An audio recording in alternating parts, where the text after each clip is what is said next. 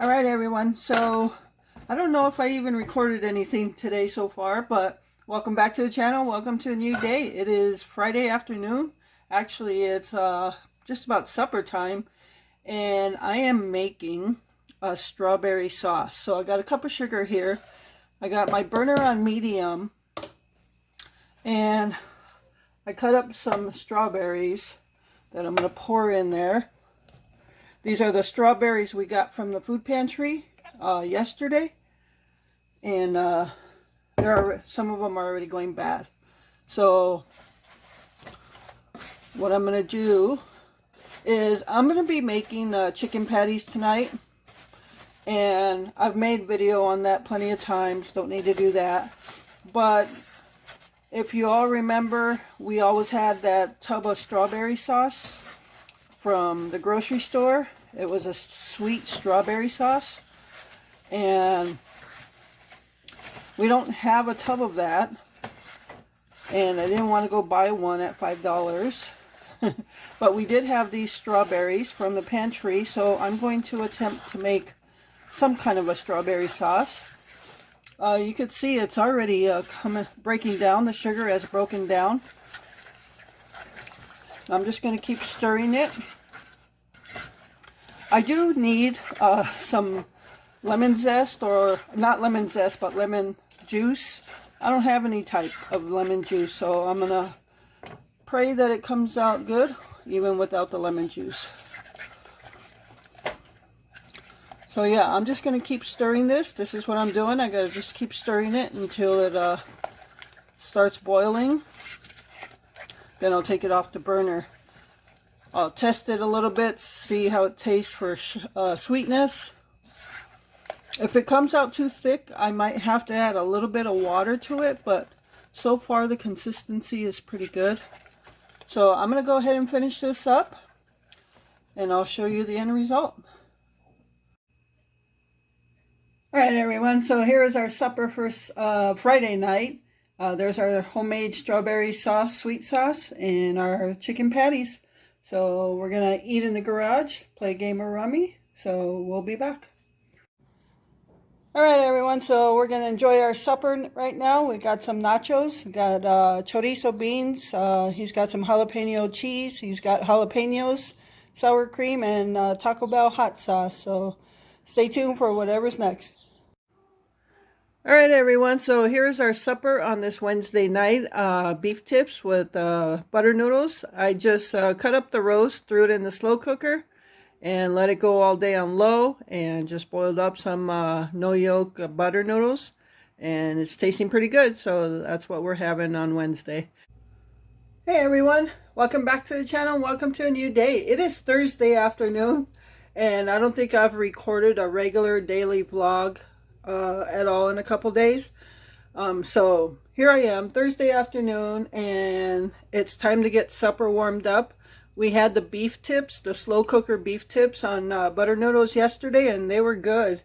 It's time to warm them up. And so you see in front of you is a Hot Logic Mini. This is what I was talking about, and when I told you the camping story as to how we warmed up our pulled pork and kept our brats warm in beer and onions. So this is what we're using. So let's get it opened up. That's how I'm going to warm up the beef tips and the noodles. So, and this is a Pyrex bowl. It's a glass bowl, and you can see in here, this is a hot plate. It has an electrical cord coming out there, and on the outside is where you would take out the cord and just plug it in regular 110. So yeah, this is the hot plate inside here. So all we're going to do is put our food in here, and I gotta tell you, this warms up food very well because it leaves it juicy. When we warmed up the pulled pork, it was not dry at all. I know when I do it on the stove in a saucepan, it has a burny smell and it dries out. This leaves it really moist, really juicy, does not burn, have a burn smell to it. So yeah, that worked out very well. And it takes about hour and a half to 2 hours to get the food warm. So I'm gonna plug it in right now, let it set, and in a couple hours we'll be ready to eat. So this also is for the size. It's 6 cups, or if you go by liters, 1.5 liters. And measurements, it's 8.5 by about 6.5. So, and that's why they call it the mini, because I think there's bigger ones out there. But if it's just 2 of you, like it's just Glenn and I, this works out very good. We have 2 of them, so if there's too much food for one, I'll put it in the other one. Yep, so I'm gonna go ahead and put the food in here, and I'll be right back. Okay, so I've got some in here. I don't have it full to the very top. What I'm going to do is, like I said, if there's too much, I'll use both of them. And that's going to be perfect, because then all you would actually have to do is take your plate out and you can eat right out of it. So that'll work just fine. So I'm going to finish plating these up, or putting them in their storage containers. Close this up. Put it back in the Hot Logic Mini. Make sure your lid's on there right. And all you got to do is put it in there, zip it back up, and plug it in. And that's it. It automatically turns on. There's no switches, no nothing. So that'll be ready in about an hour and a half to 2 hours. All right, everyone. So it's been 2 hours now. I checked it out an hour and a half, and the meat was hot, but the noodles were still a little cool. So I left it in for an extra 30 minutes. And I don't know if you can tell from there, but this is what I mean when it keeps it really like moist. And let me just try that. Oh yeah, that's hot. Okay. So that's it. That's all there is to using the Hot Logic Mini. And now I'm going to enjoy some supper. Hey everyone. So it is Saturday. Yeah, today is Saturday. And tonight we're having spaghetti. So we always usually have garlic bread with that. And our form of garlic bread is just take regular sandwich bread, put some butter on it, some garlic powder, and throw it in the oven. We don't have any sandwich bread, so I'm going to make some. I'm going to make some white sandwich bread. And I'm going to take the recipe from the new book I got, the Bread Machine Cookbook. So when I first received this bread machine, my first use of it was I made sandwich bread. And I used the recipe that came with this machine in that recipe book.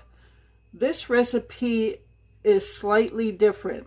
So the difference in this recipe, some of the measurements are a tinge different. But this recipe uses bread flour, where that recipe called for all-purpose flour. And this recipe is saying the water should be 80 to 90 degrees, where the other recipe, the first one, did not specify any temperature on the water. And on this recipe, the butter is melted versus just softened on the first recipe. All right, so I got to get some bread made, so it's done by supper time, where I can slice it and make some garlic bread. I was going to make a specific garlic bread from in here, but we also need some sandwich bread, so I'm just going to do that. Okay, I've already gone through a video of making sandwich bread, so I'm going to just not talk through it, and all my ingredients are already measured out, ready to go. So I'll probably just put some music to it, and that way I can turn the fan on, because I am hot. It is hot outside. It is sticky, and yeah, we haven't been outside today. So, all right, here we go.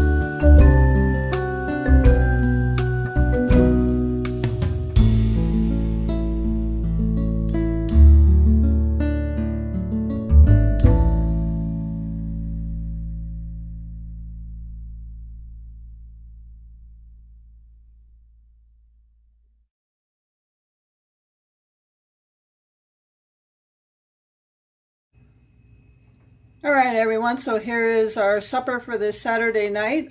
Just spaghetti and spaghetti sauce, no meat, and garlic bread made from the homemade bread machine bread. So as you can see, I took a little bite out of the corner there. I'll do a review on the bread in my next video. Just want to make sure we give it enough time to review it. But just to show you, I did the light crust this time. Looks really good. And that's what it looks like inside. And I already had a couple pieces with butter. So we'll give you a review after we've had more of it. Alright everyone, so it's Sunday afternoon and we're having lunch. Just grilled out some hamburgers on the grill. Made mine into a cheeseburger. It's got some lettuce, tomato, mayo, chips, and pickle. So that's our lunch for this Sunday afternoon.